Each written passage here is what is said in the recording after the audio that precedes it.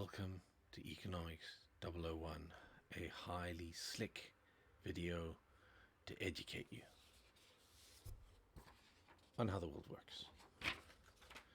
Rule 1 of economics. Economics is a zero-sum game. If there are 10 things in the world, and I have 4 of them, then the rest of the 7 million people in the world get to share 6. That's what zero-sum means. It means for me to have stuff, you've got to not have stuff. Straightforward. Second thing. Oh, God, no, we don't move on that quickly. That's why economists always want to talk about growth, because they know at the moment, with economics being a zero-sum game, that the way everything's distributed is completely unfair. So they're trying to convince you that there's growth coming and you can have a tiny part of it. That's a lie, because the growth is all going to those same wealthy people who already own everything, because that's how owning things works. So basically, there's nothing for you and there's everything for them. And it's just going more and more in that direction. And you've got to ask yourself, how long is this sustainable? So, a zero-sum game. Growth is meaningless because even after the growth, it's still a zero-sum game. So what you have to do is decide how you want wealth distributed. Capitalism and socialism. It's really important to understand what these things really are. Socialism is the more difficult of the two because it's evolved over time. Socialism was the basis for communism and Marxism. But these days we use socialism as a term to describe countries that believe in spending taxpayer money on social projects. Social projects are things like basic income for families that can't find jobs. Social programs are education. Social programs are medicine, but social programs are also the police. Social programs are also the military. These are social programs. They're money spent by the government on something rather than using private enterprise.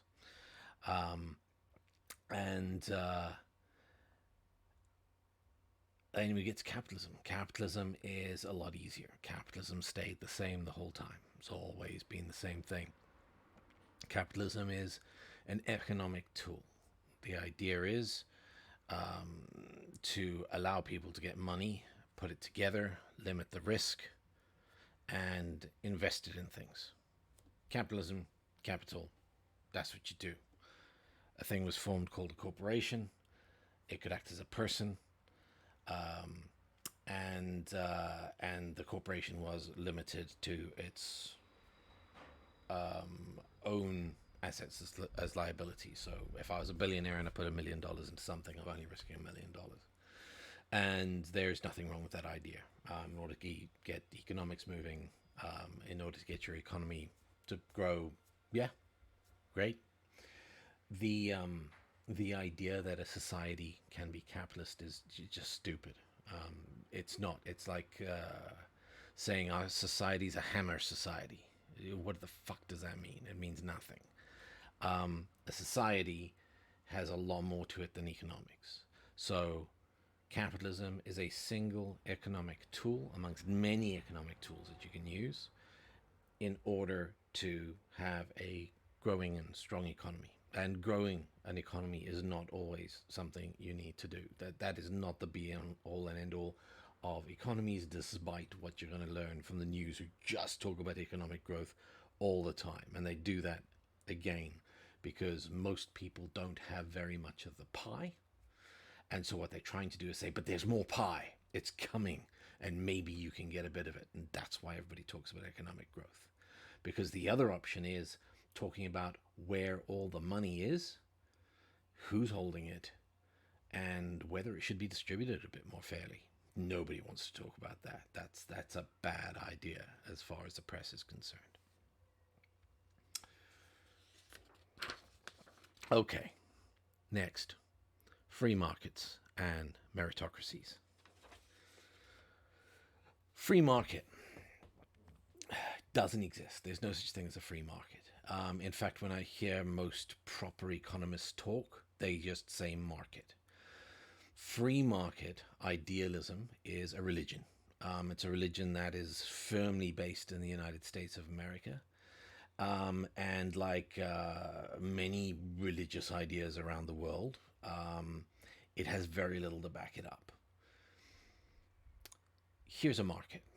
We put 100 people, we give them an equal amount of money to spend, and there's fish in the marketplace.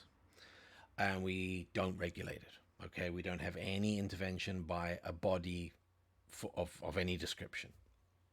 Some people will do well in the market because they're better at bargaining. Some people will do less well. Eventually, let's say the 5 or 10 best people will own the market. At that point, there's very little to stop a group of them, whether it's 3 or 5 or 7, getting together and deciding they're going to corner the market in fish because they want to manipulate the price because they've worked out that if they do so, they can make high profit margins. And so you get ridiculous circumstances. Didn't we have this a few years ago where in India there was huge amount of grain in warehouses because there was speculation in the market, but nobody could afford the grain, so because grain price had gone through the roof, people were starving. There was plenty of grain. Grain wasn't being sold because owning all the grain and selling it at a much higher price was a much better profit margin. It was a much better way to go. Free markets, no such thing. The only thing you can choose is the level of regulation you want in a market and who regulates it. So, what democracies have is the idea of a government appointed by the people to look after the interests of the people, and they are going to regulate the market so that powerful players do not take advantage of the people. How much or how little regulation you want in that market is down to a combination of how wealthy you are, whether you have interest in that market, and how much you trust governments to be able to manage things, and how competent your government is.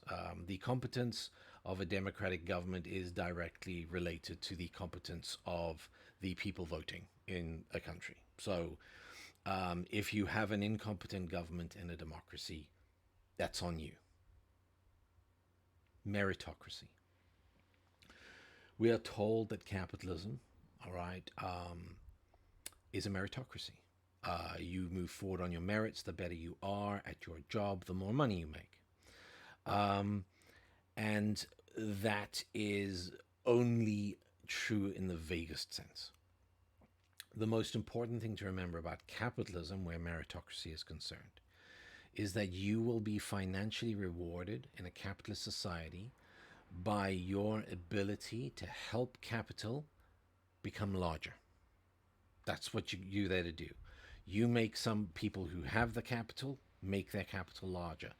The better you are able to do that, the more highly skilled you are at being able to do that, and the closer you are to the point of effecting it, the more money you will be given by those people taking most of the money.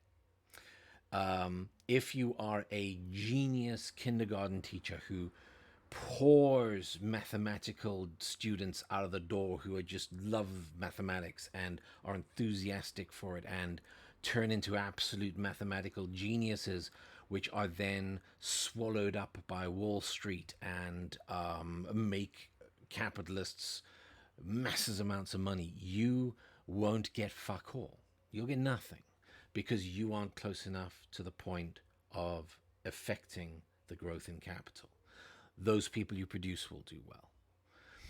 You will earn more than likely a little bit more if you're picked up by a school, a private school, than an average maths a kindergarten teacher who teaches maths, and that's all you'll get. Whereas the people you produce who get close to the source, they will become multi-millionaires. All right. So as far as meritocracy is concerned, capitalism doesn't care what you offer society. It doesn't care that you're an amazing teacher or an amazing policeman or an amazing fireman. It doesn't care about any of those things. What it cares about is whether you are able to turn money into larger amounts of money, okay, for the people who have money. That's it. So Our societies, which are heavily influenced by capitalism, are not meritocracies, and there's no such thing as a free market. All right, markets will either be manipulated by people or they will be regulated, usually a combination of both, and you as a society have to find where you're happy.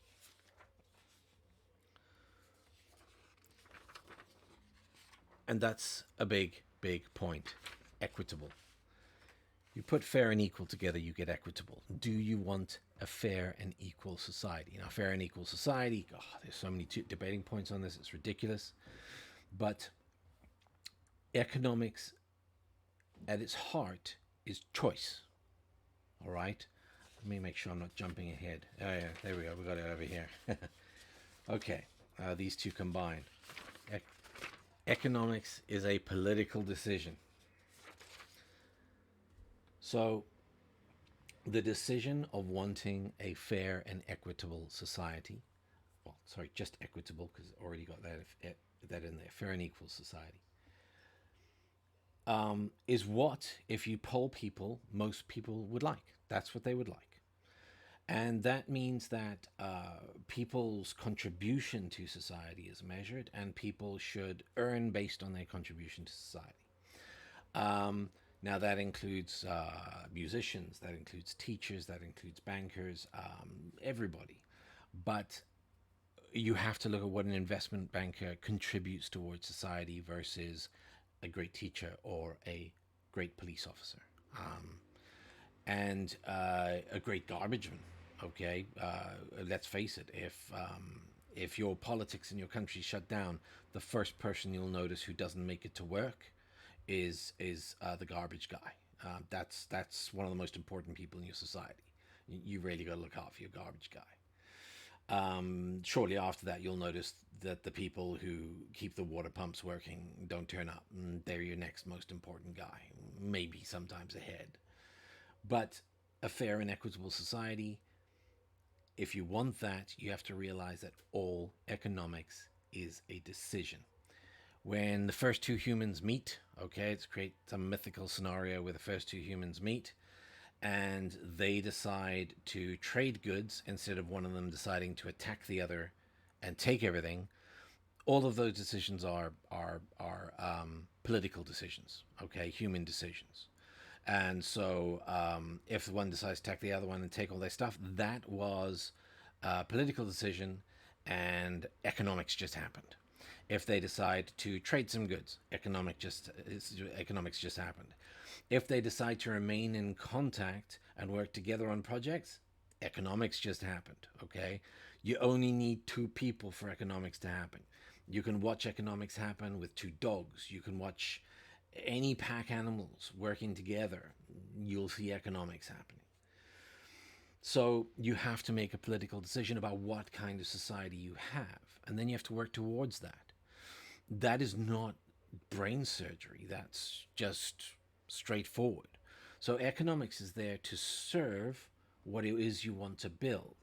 So you've got to make the decision first.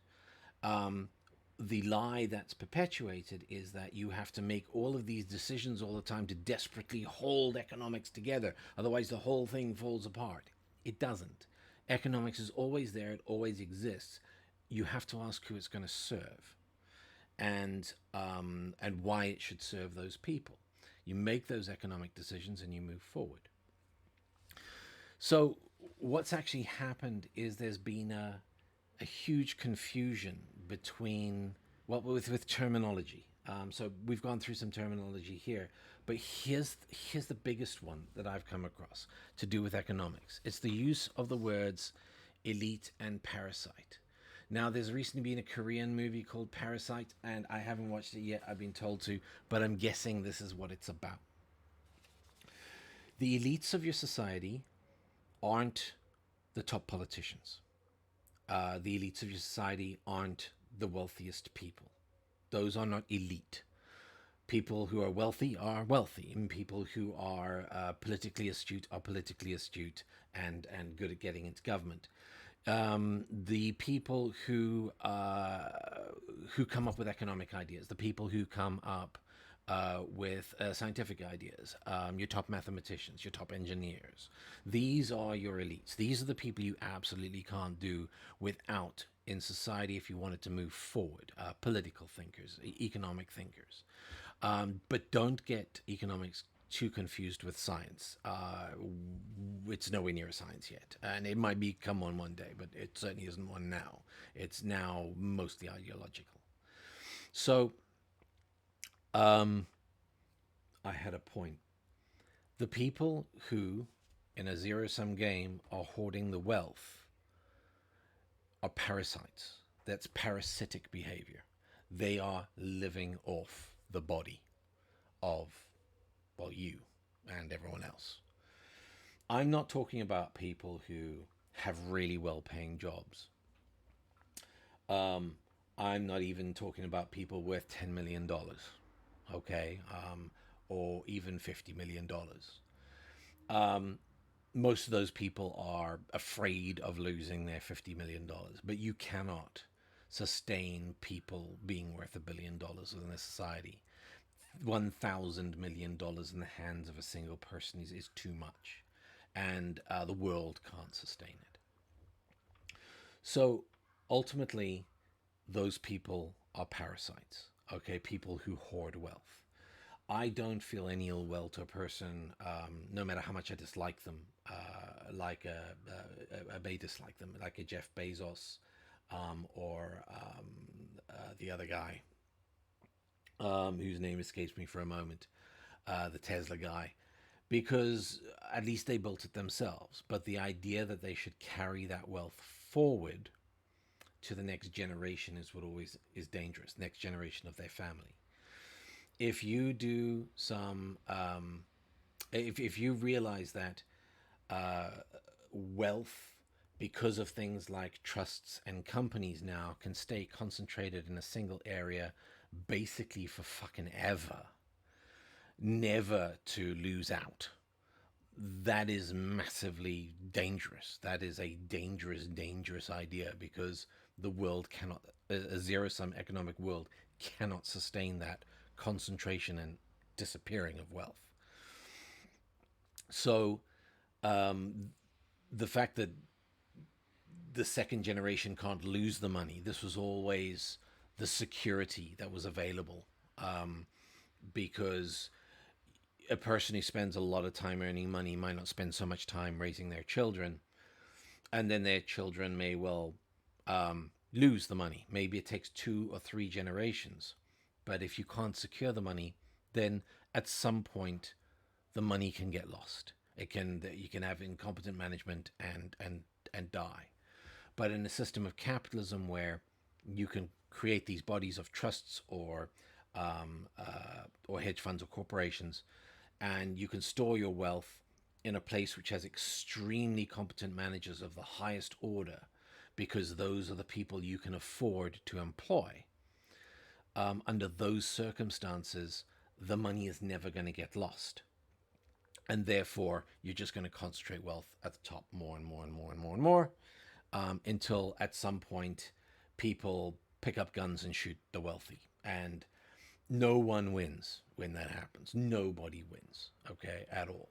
The poor people don't win because they get shot back. The wealthy people have to withdraw more and more into unpleasant lives, to try and protect themselves. But basically, that's what ultimately happens when you get that concentration of wealth. You will get violence. And so that's why you have to manage the parasitic class. They're not smarter than the average person. Okay, there's no guarantee that they're any smarter, because their wealth is generational. So they could be dumb as pants and be a billionaire, but they're not controlling the money, so they can't lose the money by investing in food that can be worn as clothing, or whatever it is that they decide to invest in. So yes, managing the parasitic class, making sure that that wealth is redistributed, or in the best scenarios, doesn't grow too fast, okay, or can't grow easily above a certain level. If you want a fair and equitable society, you want the first $1 million a person earns to be the easiest, the second one harder, the 10th harder, the 50th harder.